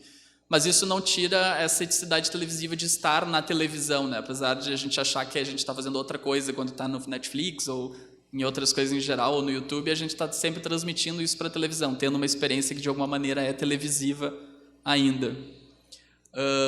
Falo também sobre o feed e o target, né? Então, dentro da televisão, a gente sempre tem essa ideia de target, para quem é cada programa, para quem é... Esse programa é para jovens, esse programa é para mulheres, esse programa é para homens, esse programa é para isso. E no feed de notícias é como se o Facebook criasse um target individual para cada uma das pessoas, né? Ele constrói uma experiência não de televisão, mas uma experiência de movimento na rede social, onde tu tem imagens, onde tu tem publicidade e onde ele te atinge de acordo com aquilo que aquela publicidade está gerando diretamente para ti, que é a publicidade disfarçada, como a gente chama, e que de alguma maneira também está ligado com o que a Luciana disse. Cada vez mais a gente tem publicidades emotivas e, além de serem emotivas, elas são focadas para aquele público dentro da rede social. Então, tipo... E é aquela parte que eu disse, dá para escolher também quais são as 10 marcas que a gente mais tem acesso. Então, fazendo todo esse percurso do que era o construto de movimento, entendendo que a gente constrói o movimento nas redes sociais, entendendo que as redes sociais, de alguma maneira, atualizam audiovisualidades da televisão, do cinema, dos jogos, entendendo que era um movimento dentro das redes sociais, a gente chega à conclusão de que, de alguma maneira, a imagem do Facebook sim atualiza uma audiovisualização da cultura que constrói movimentos que se assemelhariam às audiovisualidades de outros conteúdos audiovisuais. Então, a consideração final seria de que sim, existe uma audiovisualização dentro do Facebook que se constrói através de outro tipo de linguagem, uma linguagem que envolve algoritmos, que envolve os jogos, que envolve a televisão, talvez mais complexa por misturar todas essas coisas, ou simplesmente mais complexa porque a gente ainda está vivendo ela enquanto está acontecendo. Eu acho que é isso. Então, muito obrigado. Muito obrigado. Eu tenho um vídeo para finalizar. Um vídeo Tá, só. vai, Desculpa. vídeo, então. É um vídeo só para deixar todo mundo pensando depois que...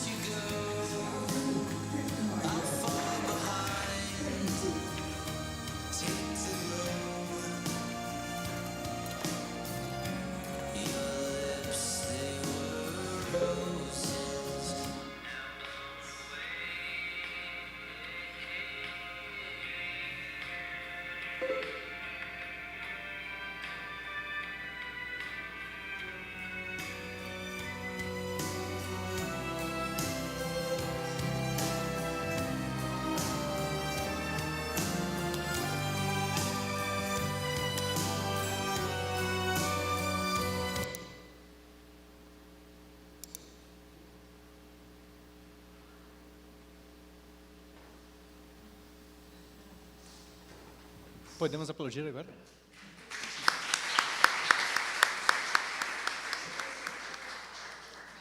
Muito obrigado, então, à Luciana e ao William. Acho que, então, abrimos para as perguntas. Não sei se tem um microfone rolando aí. Sim? E, bom, desde já agradecemos, né, ao esforço, né, que não é fácil condensar 4 anos de pesquisa árdua, né, com todo um arcabouço teórico complexo, como é de praxe, aqui na linha de pesquisa de mídias e processos audiovisuais, conseguir condensar isso numa apresentação tão, né, mais fluida como são essas apresentações aqui. Então, alguém já tem uma pergunta? Então, podemos começar? Vou chamar pelo nome, então. Não, vamos lá, isso aí.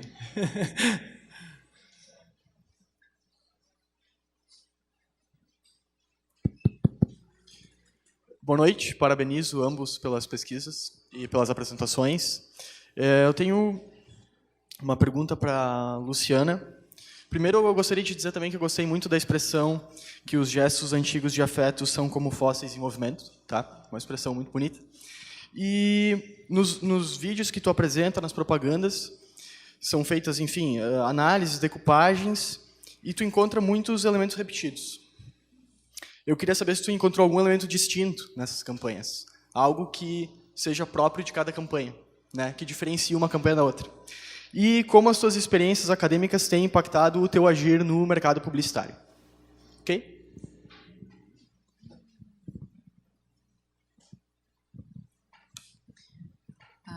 Sim, muito obrigada pela tua pergunta. Sim, eu encontrei muitos elementos distintos, mas eu não chego a trazer nenhum deles para dentro do trabalho. Tá? Eu foquei mais no que dura. O que dura é o que todos têm de semelhante, era isso que eu estava buscando. Mas como eu analisei diversos materiais, não só os publicitários, eu também assisti filmes, eu assisti seriados, eu percebi muitos outros elementos técnico-estéticos que eram potentes na geração de comoção, como, por exemplo, a câmera lenta. A câmera lenta, infelizmente, não estava em nenhum dos vídeos publicitários, mas eu encontrei num filme e eu vi ali um grande potencial em gerar comoção, porque a câmera lenta, o que ela faz? Ela pega uma cena específica daquele filme, tira essa cena do fluxo e ela dá uma maior importância para essa cena. É como se ela dilatasse o tempo.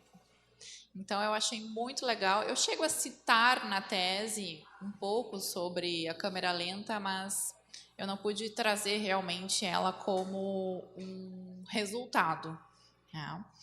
E com relação à tua segunda pergunta, dessa relação do doutorado com o meu trabalho, o que eu exerço hoje, essa pergunta sempre me fazem em todas as minhas palestras, em todos os lugares que eu falo um pouco sobre a pesquisa, né?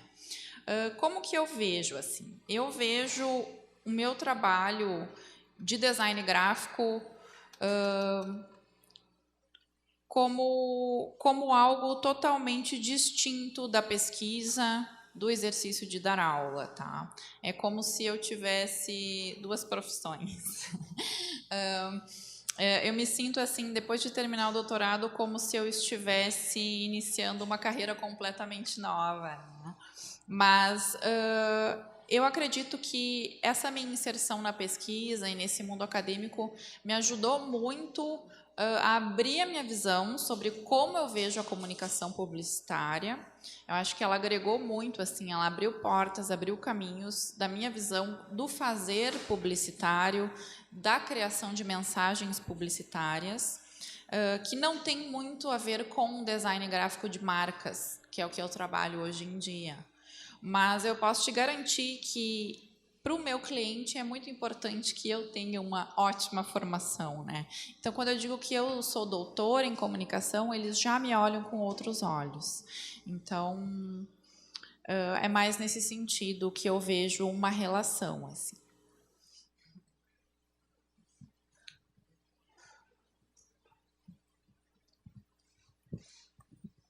Boa noite, tudo bom? Parabéns pela apresentação. Eu queria fazer uma pergunta para o William. Tu falou do coletivo que tu tem, eu não conhecia, estou tentando aqui achar o nome, como é que é? Foi o Thiago que falou, mas O Thiago, alguém né? avisa. Eu fiquei pensando aqui, quando tu falou da efemeridade, dessas imagens que vão e que voltam, que algumas coisas gostaríamos de esquecer, e fiquei pensando também no sentido... eu terminei de ler recentemente o livro Delete, A Virtude do Esquecimento, e eu queria ver se tu tem alguma experiência, na verdade, para relatar sobre alguma coisa se o passado condena e de que forma tem essa colisão da liberdade de expressão versus o direito de esquecimento, principalmente com o público LGBT. Por exemplo, vou dar um exemplo de uma pessoa muito próxima minha, uma pessoa que é transexual, e gostaria de esquecer algumas coisas que foram publicadas no Facebook há anos atrás, e o Facebook insiste em trazer aquela identidade que não pertence mais a ela, né?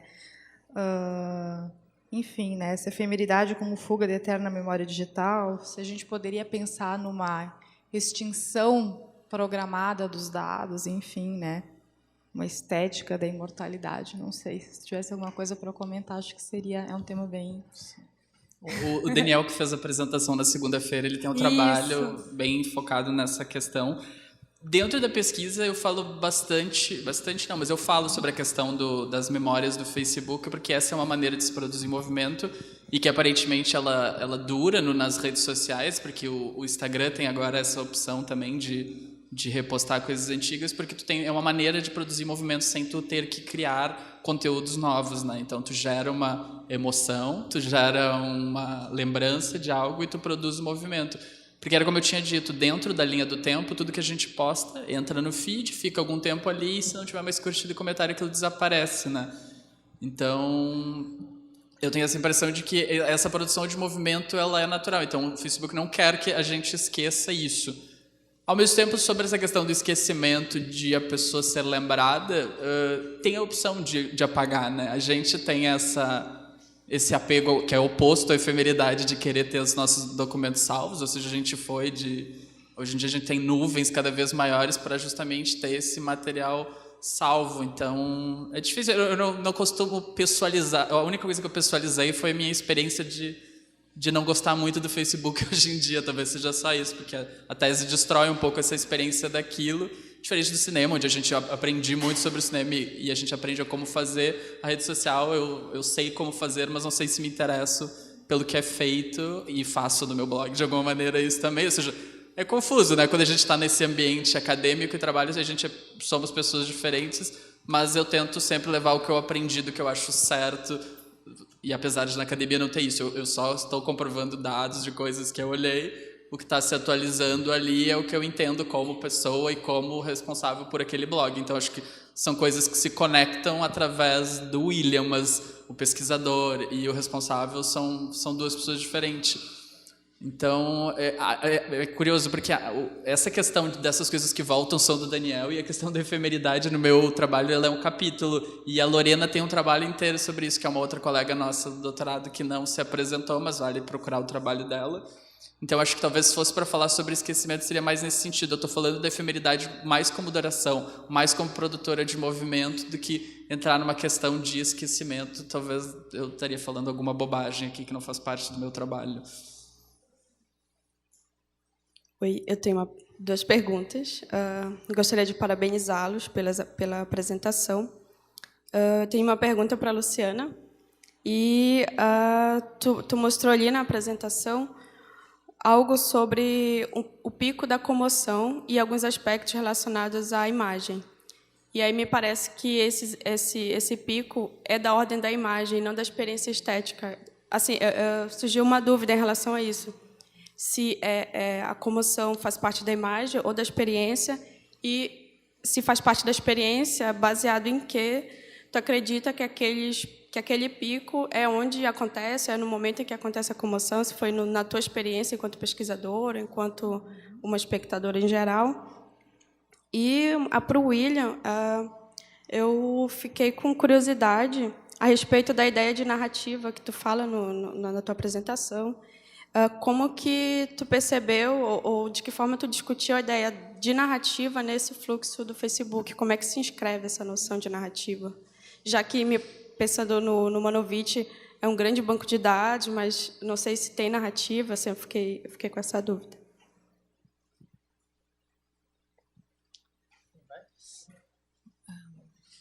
Obrigada, Juliette, pela tua pergunta.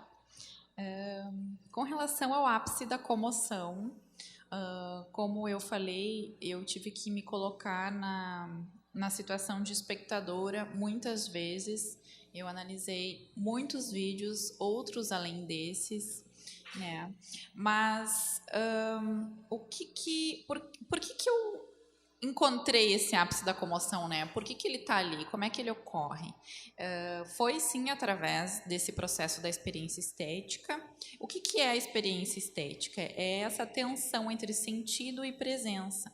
O que é o sentido? O sentido é quando tu entende a mensagem publicitária, e a presença seria mais essa dimensão sonora, que tu sente uma presença.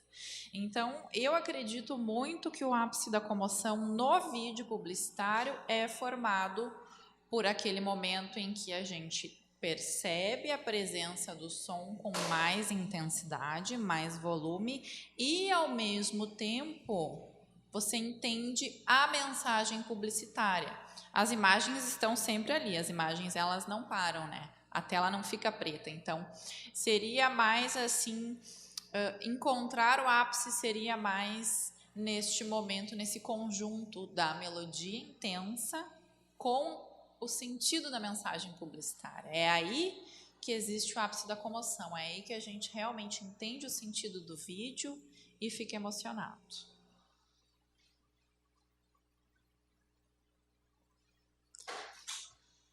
Bom, eu vou dar uma resposta longa para tentar justificar o porquê. Quando eu tentei entender o que era essa construção de movimento, essa audiovisualidade dentro do Facebook, eu estava construindo uma coisa que para mim não estava ali, mas eu não sabia como dizer isso. Então, o processo do trabalho, de alguma maneira, tenta construir essa linguagem que seria, de alguma maneira, essa linguagem audiovisual dentro da rede social. E aí, para fazer isso, eu fui entendendo como o algoritmo funcionava e o que ele produzia de movimento, o que a efemeridade produzia. Então, individualmente, como cada coisa dentro do Facebook produzia este movimento. E essa minha ligação, aí, de novo, com o cinema, talvez tenha a ver com essa questão. Me interessava em produzir um audiovisual, entender o que significa um plano, como que a gente decupa um material para fazer um filme, porque a partir daí são possíveis nas narrativas. Então, justamente o fato de eu não ter nenhum observável, que seja um vídeo, que seja uma imagem, que seja uma história que se construiu no Facebook, a gente tirou a palavra narrativa de todo o trabalho. Se sobrou alguma, é uma pena, assim, porque não era um assunto que a gente tinha interesse, porque eu estava falando de como se construía a linguagem, como se produz isso. Talvez um trabalho futuro ou algo que possa surgir disso, seja entender quais são essas narrativas que surgem, mas isso seria uma outra pesquisa, imagino eu.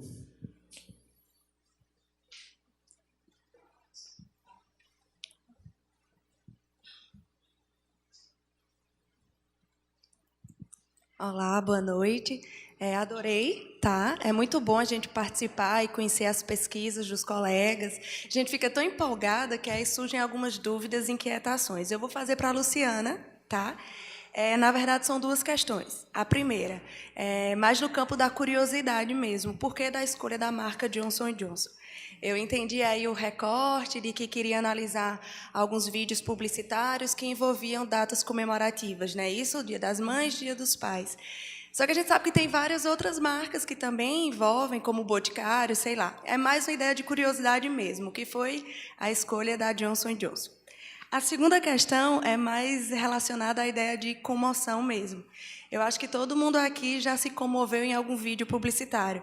Mas eu também acho que, às vezes, o mesmo vídeo publicitário pode gerar comoção em mim, eu chorar horrores, e ele não sentir nada, passou despercebido. Eu não sei se nesse teu trabalho, se é no futuro, não sei, se tu chegou a analisar esse sujeito, que às vezes uma mesma, enfim, campanha publicitária gera uma comoção em alguém e em outra pessoa não. Eu entendi também, achei super bacana essa questão da trilha, de você analisar o enquadramento do plano, achei ótimo. Mas aí, quando a gente começa a falar de que algumas ações geram impacto na pessoa a longo prazo, eu fico imaginando, e esse sujeito? A pesquisa, eu creio que foi você se colocando no lugar, de fato, mas eu fiquei curiosa, querendo saber, e aí, em algum momento você chegou a analisar outras pessoas? Só uma curiosidade mesmo, tá? Obrigada. Obrigada pelas questões. Eu escolhi a Johnson & Johnson. Na verdade, assim, eu tinha uma lista enorme de marcas que utilizam essa estratégia mais emocional, que deseja comover, né? Mas eu acho que o legal do meu trabalho é que eu quis escolher falar sobre o clichêzão publicitário, sobre o Dia das Mães, o Dia dos Pais, poderia ser Dia dos Namorados, poderiam ser vídeos de mensagens de final de ano, desejando Feliz Ano Novo, poderia ser. Eu tinha uma lista enorme de marcas também, e aí o que me ajudou a decidir foi olhar todos os vídeos dessas marcas e ver mais ou menos qual é a linha que essas marcas seguem, né? Então, por exemplo, o Boticário usa uma linha mais emocional, mas eles também têm outros tipos de vídeos misturados, né? E eu acabei optando pela Johnson & Johnson, mais especificamente a Johnson's Baby, que praticamente todos os vídeos têm essa mesma linguagem. Então, esse foi, assim, um divisor de águas, né? E outro divisor de águas foi o número de visualizações desses vídeos, né? Um dos meus vídeos tem 12 milhões de visualizações, né? Então, é até um indicativo de que as pessoas gostam. Claro, eu tenho essa noção de que a publicidade também vem no meio do vídeo que tu está assistindo, né? Existe um patrocínio para que certas mensagens publicitárias apareçam no YouTube, então acaba aumentando o número de visualizações, mas 12 milhões de visualizações é um número muito grande, né? Então, foi mais por isso, assim, mais pelo estilo da marca se comunicar. Tá? Outra marca que eu também pensei em analisar é o Banco Itaú. O Banco Itaú, todo final de ano, faz um vídeo especial que também tem uma narrativa super emocional. Ele também estava na minha lista, mas eu acabei optando pela Johnson & Johnson, também pelo número de visualizações e por ter uma história da marca com a relação como ela valoriza esses sentimentos humanos. E sobre a análise do sujeito, eu nem cheguei a cogitar a analisar o sujeito, isso seria, nossa, demandaria mais 4 anos pesquisando recepção, né? Como que as pessoas recebem essa mensagem, por que umas se emocionam ou não. Eu tenho muita curiosidade, né? Talvez seja até assim um assunto para um trabalho futuro, mas nesse caso eu não cheguei a analisar. Claro, eu sempre fui uma pessoa que me emocionei muito.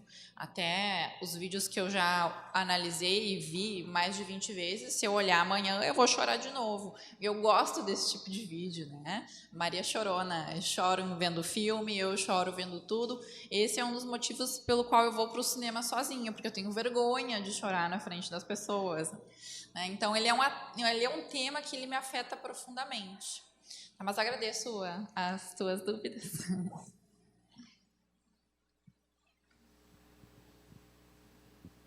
Oi, parabéns para vocês dois, é muito bom ouvi-los também depois de passar da banca esse tempinho. E vou fazer uma pergunta bem de meio campo aqui. Tem aqui vários, aliás, os que restaram, alunos da disciplina de estudos da imagem e do som.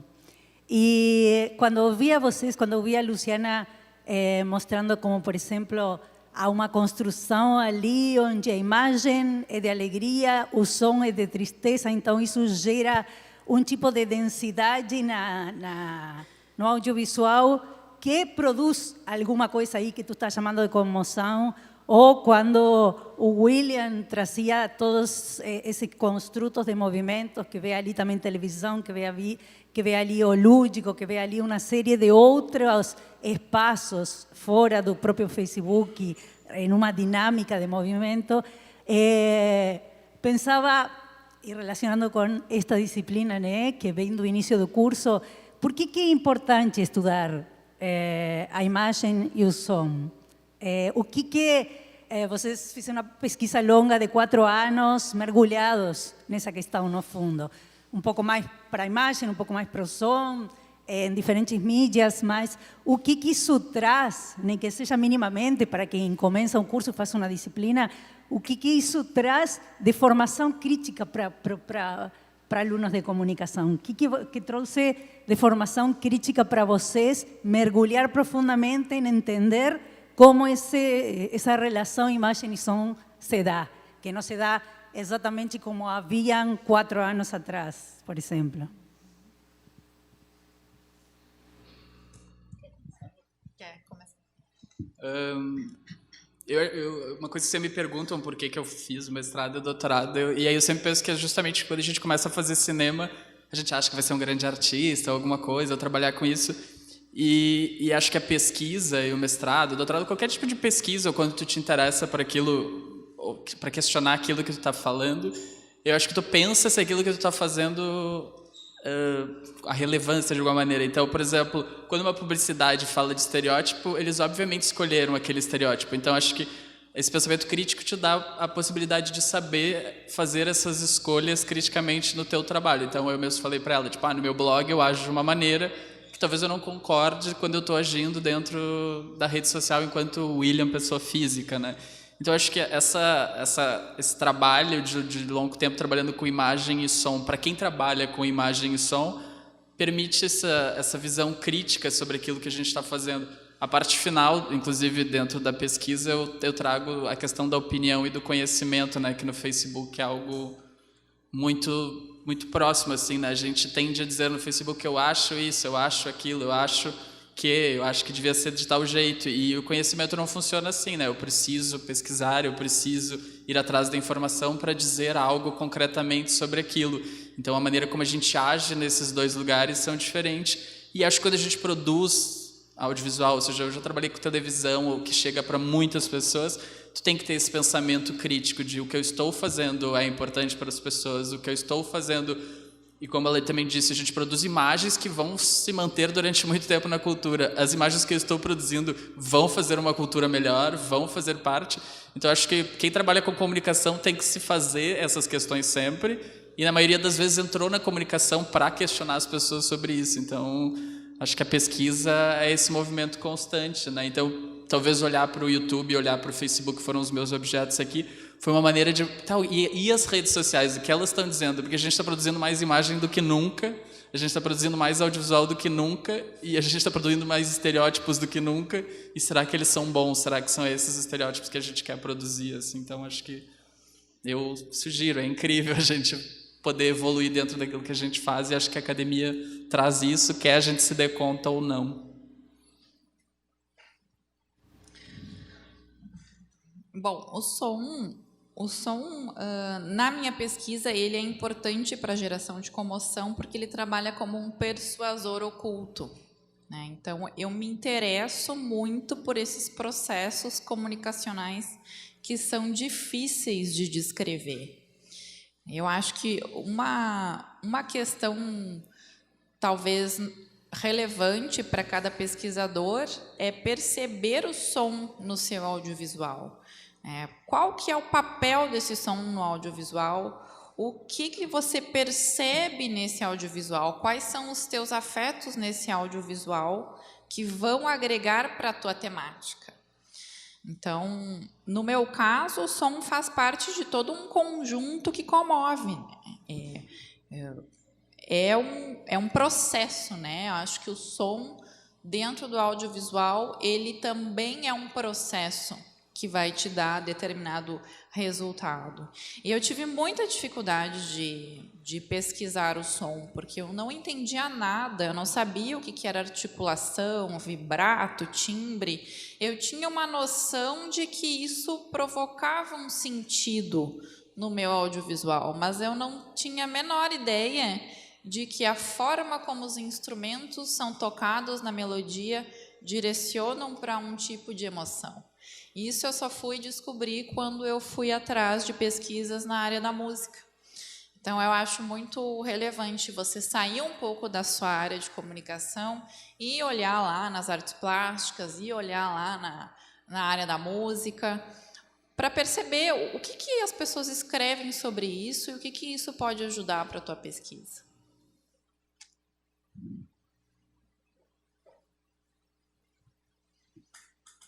Quem perguntar vai ganhar livro, hein? Não esqueça.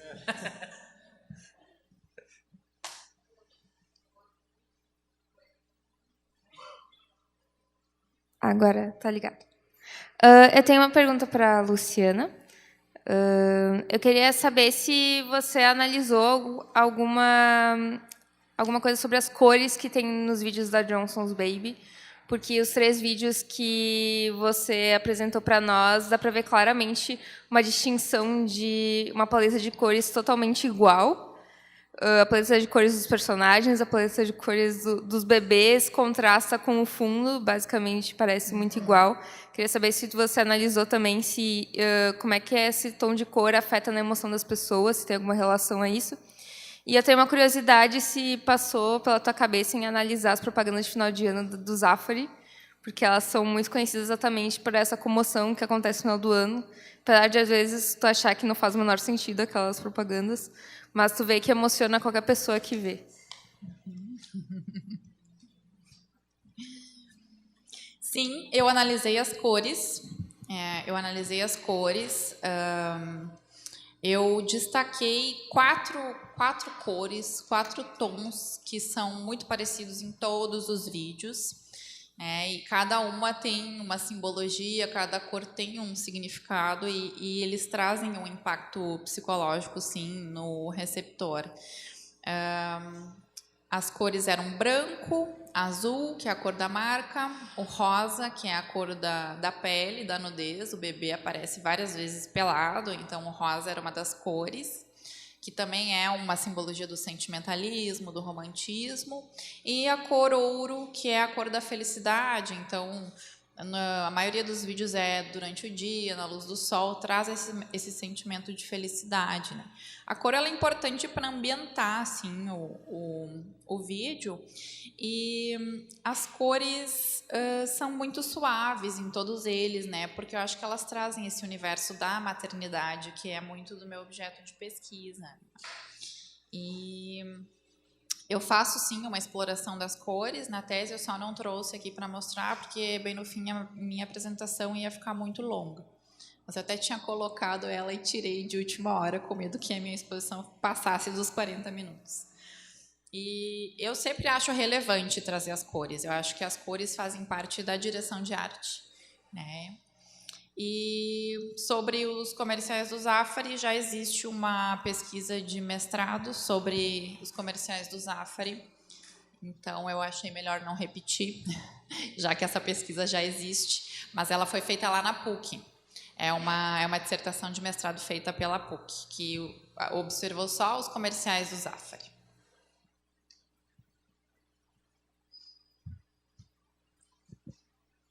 Oi. Eu gostei muito das 2 apresentações. Eu achei muito interessante na apresentação da Luciana a questão da persuasão. Eu gosto muito dessa questão onde a psicologia se mescla com a comunicação.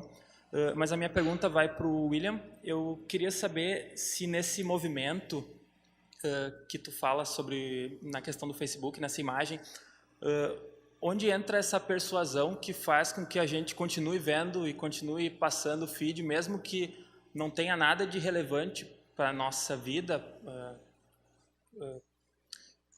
para a nossa vida pessoal. Às vezes tu está vendo lá, tu está vendo a história de todo mundo, mas não tem nada assim que te toque realmente, mas tu continua passando, continua vendo. Onde essa persuasão entra nisso? Deixa eu tentar linkar as duas coisas, né? A questão toda do movimento, eu não falei aqui, mas ela vem do Deleuze, né? Ele tenta trabalhar no cinema essa questão da imagem, movimento, e os termos que um dos termos que ele usa é a afecção, né? Então, tipo, o que naquela imagem te aproxima dela. Ao mesmo tempo, o que nos faz estar em uma consciência de duração é o fato de que a gente esqueça um pouco as coisas. Então, quando tu vai ao cinema, tu esquece que tu vai ao cinema. Quando tu entra na rede social, tu esquece que tu está na rede social.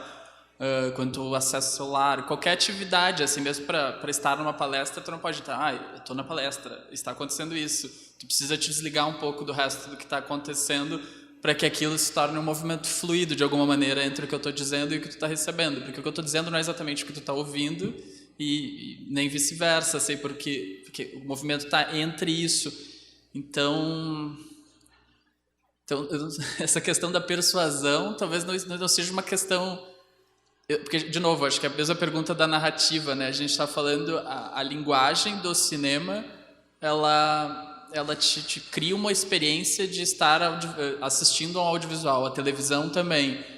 Agora, a escolha de assistir televisão, a escolha de assistir algo é diferente. A publicidade, ela vem no meio das coisas, então ela vai te persuadir de alguma maneira no meio do que está acontecendo. Então, ela precisa criar essa persuasão. Agora, a experiência de ver um filme, ela me parece mais individual. Eu vou até o cinema, eu ligo a televisão, eu acesso a minha rede social. O que talvez seja persuasão no Facebook é a notificação, é as histórias. Lembra dessa história de anos atrás? Então, essas coisas que te dizem, olha, você precisa produzir um movimento. A gente tem não vou lembrar o nome agora. Activity Stream, que é quando, sei lá, 15 pessoas compartilharam a mesma coisa. Tu recebe, 15 amigos seus compartilharam alguma coisa. Então, acho que a persuasão no Facebook, ela funciona em te forçar a seguir se movimentando. Então, tu precisa continuar curtindo, comentando e compartilhando. Talvez esse seja a única coisa que talvez, inclusive, desligue as pessoas dessa experiência quando se parece, talvez, muito forçado, né? De tu estar no Facebook ele te dizendo, olha, o que aconteceu. Até as notificações, ultimamente, quando tu fica longe do Facebook, tem notificações do tipo, a irmã da amiga da minha irmã curtiu a foto de alguém. Tipo, isso é tão não importante porque eu não estou agindo. Então ele precisa de alguma maneira me dizer, volta para cá, vamos lá, continua produzindo movimento. Acho que nos games tem um pouco desse incômodo assim também, de estar ali jogando. Você quer mais vidas? Curta, compartilhe, convide seus amigos. Então essa persuasão talvez seja mais ligada a outra, mas ao mesmo tempo ela é publicitária, né? Porque ela está te dizendo para te divulgar ela, para que esse movimento siga acontecendo. Então, não tenho isso na minha pesquisa, mas tentando te responder, acho que vai por esse caminho, né? Boa noite, gente. Minha pergunta vai para o William. Pela tua apresentação, que a gente conseguiu ver, né? Tu expõe muito bem a questão de como várias mídias se atualizam e o Facebook acaba funcionando como se fosse um hub, né, onde tem então apropriações da plataforma de games deles, visualização no video player deles, mas tu pode interpretar isso como uma questão ou como uma provocação, né? Até não sei se tu vai conseguir ter uma resposta para isso agora, mas um questionamento que surgiu até conversando com um colega que agora era de a gente consegue identificar essas coisas durando, né? Então o YouTube, os games no Facebook, mas o que do Facebook mesmo, né, ficaria dele, o que do próprio Facebook duraria, né? Então acho que é mais uma provocação. Não, eu acho que talvez essa seja a grande pergunta do trabalho. O Facebook ele é um agregador, assim, quando tem um livro que é onde eu pego as informações, principalmente da parte das cidades televisivas, do que se atualiza, que ele diz que a grande sacada do Facebook é saber se aproveitar, ser um pouco, ele engole essas outras redes de alguma maneira. E consegue produzir movimento utilizando coisas que são tão comuns para a gente. E a gente tem a impressão, estou numa rede social, é algo muito contemporâneo. E era isso que eu estava, de alguma maneira, tentando mostrar ali com a questão da arqueologia, né? Tipo, o Messenger é igual ao MSN,